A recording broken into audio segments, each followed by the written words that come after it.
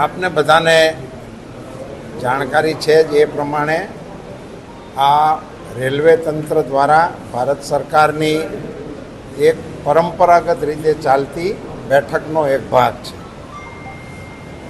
લગભગ દર વર્ષે આ પ્રકારની બેઠક પશ્ચિમ ઝોનના વડા સૌરાષ્ટ્રમાં આવીને કરે છે અને આપણા વિસ્તારના બંને ડિવિઝનો રાજકોટ અને ભાવનગરને લગત સમસ્યાઓ અને રજૂઆતો એ સાંસદો પોતાની પાસે હોય એમની સાથે કરતા હોય છે અને અગાઉ જે કરેલી હોય એ અંગેની ચર્ચા કરતા હોય છે. એ પ્રકારે અત્યારે પણ આ મિટિંગ સંપન્ન થઈ છે. એમાં કેસરી દેવસિંહજી અને રામભાઈ બંને રાજ્યસભાવાળા અને ભરતભાઈ, હું અને આપણા જુનાગઢથી અમે બધા હાજર હતા. ખાસ કરીને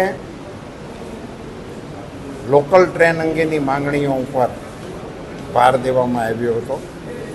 સુરેન્દ્રનગર, વાંકાનેર, રાજકોટ, પોરબંદરથી રાજકોટ વચ્ચે શરૂ થઈ છે એને એક્સટેન્ડ કરવી જોઈએ એ પ્રકારની રજૂઆતો થઈ હતી. બધા જ સાંસદોએ મોટે ભાગે હરિદ્વારની માગણી કરી છે અને એને એક્સટેન્ડ કરવા માટેનો પ્રયાસ કર્યો છે. ગીર સોમનાથના જે ટ્રેક ઉપર પર્યાવરણ વિભાગનો પ્રશ્ન છે તો એને કોઈ આઉટ ઓફ બોક્સ રીતે હલ કરી શકાય કે કેમ એ પ્રકારની એક રજૂઆતો થઈ છે. દુરંતોને આપણે ત્યાં બોરીવલી સ્ટોપ નથી, એને કારણે સમસ્યાનો સામનો કરવો પડે છે, એને અંગેની રજૂઆત થઈ છે. સોમનાથ મેલના સમયપત્રક અંગેની એક ખૂબ રજૂઆતો મારી પાસે હતી અને અન્ય સાંસદો પાસે પણ હતી. એને જૂની એની જે ટાઈમ ટેબલ હતું એ પ્રમાણે ચલાવે એ પ્રકારની એક માંગ હતી. વ્યક્તિગત રીતે બધા સાંસદોએ પોતપોતાના પ્રશ્નોને રજૂ કર્યા છે અને રેલવેના અધિકારીઓએ બને એટલામાં પોતાની રીતે જે કરી શકાય એવું હતું એની સાંસદોની સાથે ચર્ચા થઈ છે.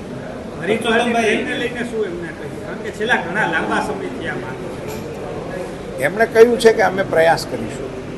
પરસોત્તમભાઈ, આપણે સૌરાષ્ટ્રમાં બે ડિવિઝન છે, એક રાજકોટ ડિવિઝન છે, ભાવનગર ડિવિઝન છે. ભાવનગરથી દરરોજ માટે હરિદ્વારની ટ્રેન મળે છે. રાજકોટ 5 વર્ષથી માગે છે, કારણ કે જામનગર, દેવભૂમિ, દ્વારકા બધું છે, પરંતુ 5 વર્ષથી રાજકોટને ટ્રેન મળતી નથી. તો એની પાછળનું કંઈ અહીંનું જે પ્રેઝન્ટેટિવ છે એ નબળું હોઈ શકે?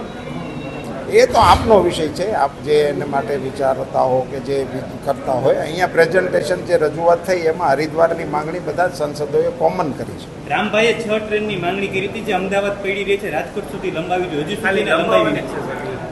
એ અંગેની એ ચર્ચા થઈ છે, પણ એમાં ટેકનિકલી એ સંભવ નથી એવું પ્રબંધકશ્રીનું કહેવું. સાબરમતીથી સોમનાથ માટે જાય છે, વંદે ભારત ટ્રેન છે. 1 ઓગસ્ટથી એનો રૂટ બદલી નાખશે. હવે ગાંધીધામ થઈ જશે, રાજકોટથી નહીં જાય, એટલે રાજકોટને ભાવનગર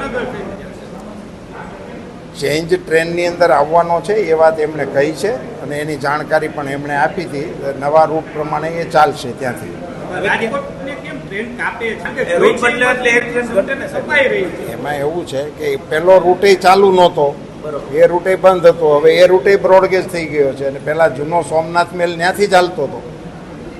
પરસોત્તમભાઈના મતે હવે રાજકોટને ક્યારે હરિદ્વારની ટ્રેન મળી શકે? મારા મતે તો જેટલી બને એટલી વહેલી આપી શકે એની જ આપણે તો રજૂઆત કરી છે. અંદાજે ત્યાં સુધીમાં આશ્વાસન શું આપ્યું? એમાં સમયનું આ રેલવેના ને એના બધા પ્રશ્નો છે ને એ ઘણા જટિલ હોય છે, એટલે એમાં અને એના અધિકારીઓ જે અધિકૃત છે એ ટાઈમ અંગે કહી શકે.